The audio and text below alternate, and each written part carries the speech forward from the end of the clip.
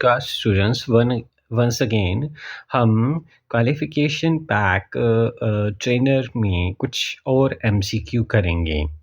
सो अभी तक हमने 10 एमसीक्यू किए हैं ट्रेनर क्वालिफिकेशन पैक के based on the various NOSs of trainers qualification pack.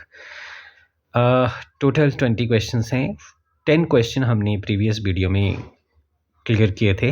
Now next 10 questions हम इस वीडियो में क्लियर करेंगे। सो क्वेश्चन नंबर 11 है, a trainee's feedback from for a training session. एक ट्रेनी का जो फीडबैक है एक ट्रेनिंग सेशन के लिए क्या करता है?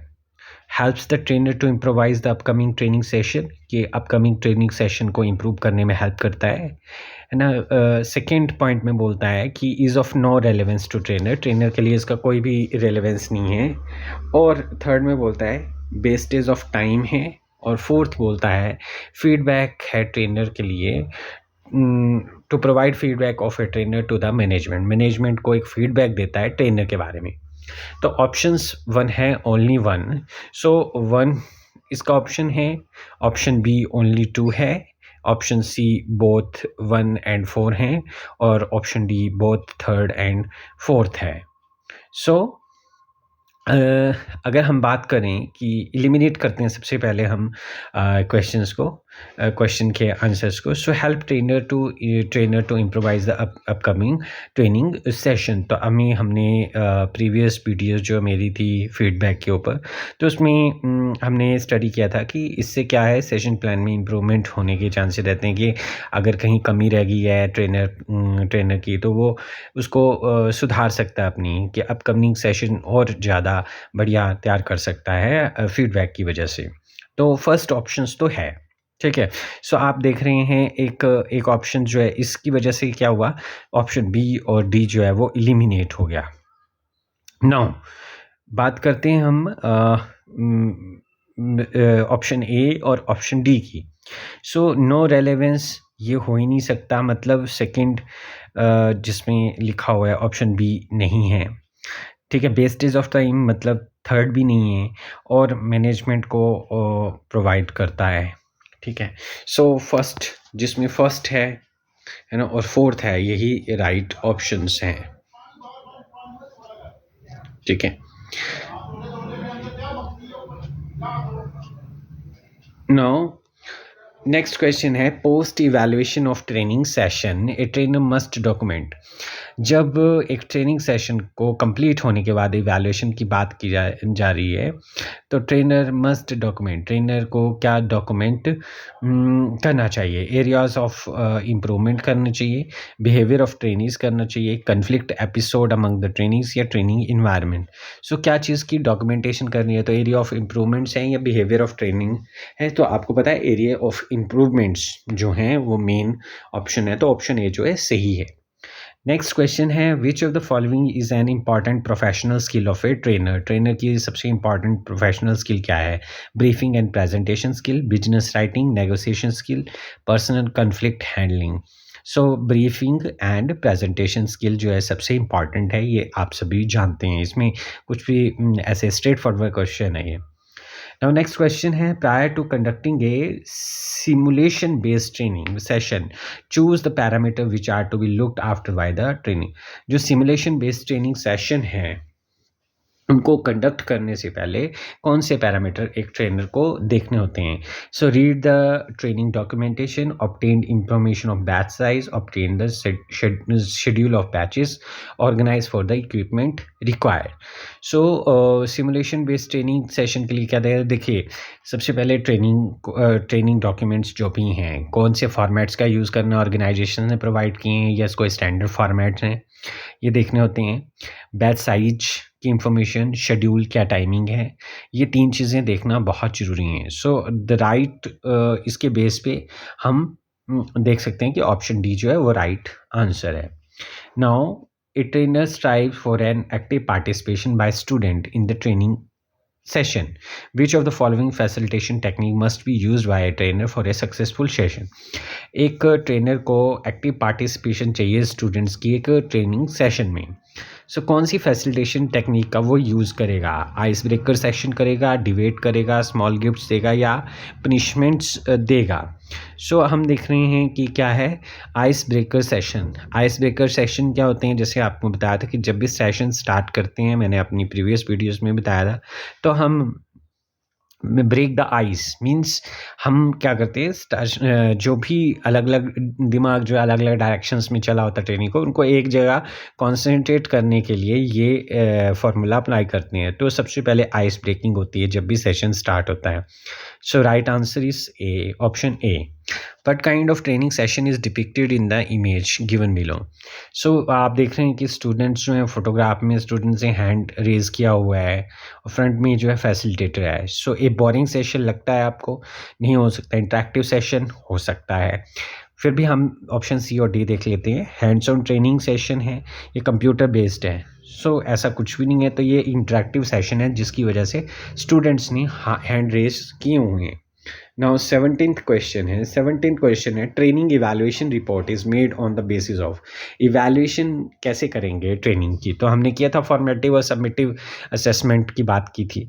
सो ट्रेनिंग प्रोग्राम फीडबैक की वजह से, ट्रेनिंग टाइमिंग, ट्रेनिंग शेड्यूल और कोर्स मैप।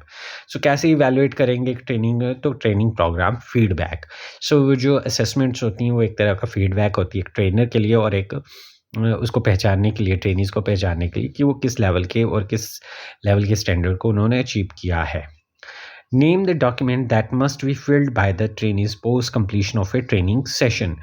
पोस्ट कंप्लीशन, जब ट्रेनिंग ख़त्म हो जाती है सेशन की, तो एक जो ट्रेनीज़ का डॉक्यूमेंट, ऐसा कौन सा डॉक्यूमेंट है जो फिल करवाया जाता है? तो अटेंडेंस शीट जो कि स्टार्टिंग में होती है, ये नहीं हो सकता है। ट्रेनिंग एप्लीकेशन फॉर्म बिल्कुल स्टार्टिंग में। अपॉइंटमेंट लेटर का कोई भी यहाँ से कोई भी रिलेशन नहीं है। सो बचा आपके पास option B, that is feedback form. Now, 19th question. In the given image, a trainer is taking an interactive session to explain the practicality of a job profile. Identify the method which is being used by the trainer. So, आप कैसे identify करेंगे अच्छा photograph में कि trainer कौन? जो main table पे बैठे हैं ये ट्रेनर या फैसिलिटेटर हैं, ये याद रखें। तो ये जो हैं इंटरेक्ट कर रहे हैं कौन? जो ट्रेनीज़ हैं। सो बोलता है ये जो है trainer is talking and interactive, trainer जो है इंटरेक्टिव सेशन ले रहा है ना, और एक जॉब प्रोफाइल की प्रैक्टिकली केबिलिटी को बता रहा है। तो कौन सा मेथड ये जनरली हो सकता है? Virtual reality. वर्चुअल वर्ड जो है ये याद रखेंगे, कंप्यूटर बेस्ड सेशन जो भी होते हैं, मल्टीमीडिया बेस्ड सेशन, उसी में यूज़ होती है ये चीज़। तो ये तो नहीं है ना, एटलीस्ट जूम पे या किसी भी वेक्स पे इस तरह का कुछ भी नहीं है। रोल प्लेइंग है, सो रोल प्लेइंग हो सकता है। डिबेट नहीं है, ये वेब सेमिनार्स नहीं है, तो role playing is the right answer. Now the question 20 is you have to conduct a training session. आपको एक ट्रेनिंग सेशन कंडक्ट करना है using simulation technique. Identify the correct sequence in which you must conduct the session. So आपको बताना है कि किस तरह से आप कंडक्ट करोगे सेशन को। सो सबसे पहले है आपके पास ask as well as clarify the queries of the candidate.